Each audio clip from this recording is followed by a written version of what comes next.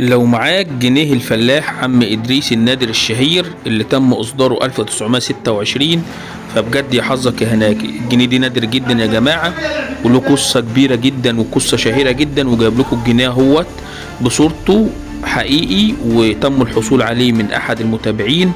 والجنيه ده هوت من اشهر الجنيهات المصريه، يعد الاصدار الرابع من الجنيه المصري بعد جنيه الجمالين وجنيه المعبد وجنيه الجمل، وبعد كده هو يعتبر الاصدار الرابع جنيه عم ادريس الفلاح النادر الشهير اللي تم اصداره سنه 1926. الجنيه ده يا جماعه تم الحصول عليه من احد المتابعين وسعره غالي.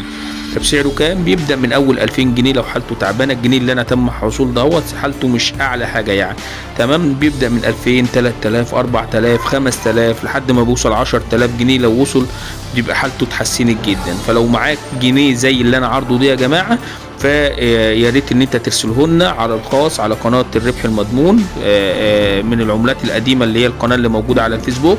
تبعته لنا على الخاص وهتواصل معاك وهاخده منك باعلى سعر، وهقيمه لك وهاخده منك باعلى سعر. عاوزين يا جماعه عملات ملكيه نادره، ورقيه ملكي نادره زي ديت، يعني قبل 1950 دي عملات ملكيه.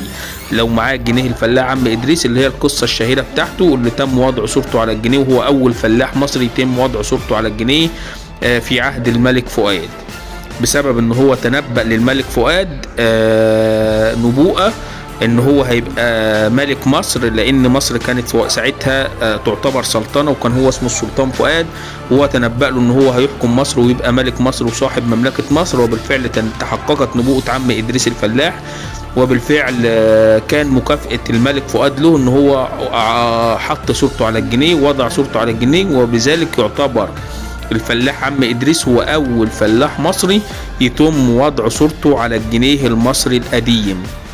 فله قصة جميلة. فبطلب من حضرتك لو انت معاك نفس الجنيه دي او اي عملات ملكية ورقية يعني قبل 1950، ابعتها لنا حالا واخدها منك باسعار كويسة واسعار غالية جدا.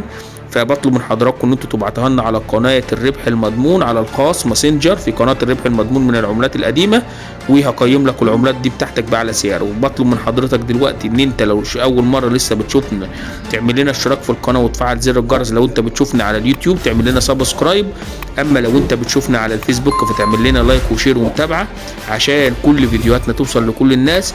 لربما يكون حد معاه اي عمله قديمه ومش عارف قيمتها، يقدر من خلال قناتنا ومن خلال فيديوهاتنا ان هو يتعرف على سعر عملته ويبيعها باعلى سعر.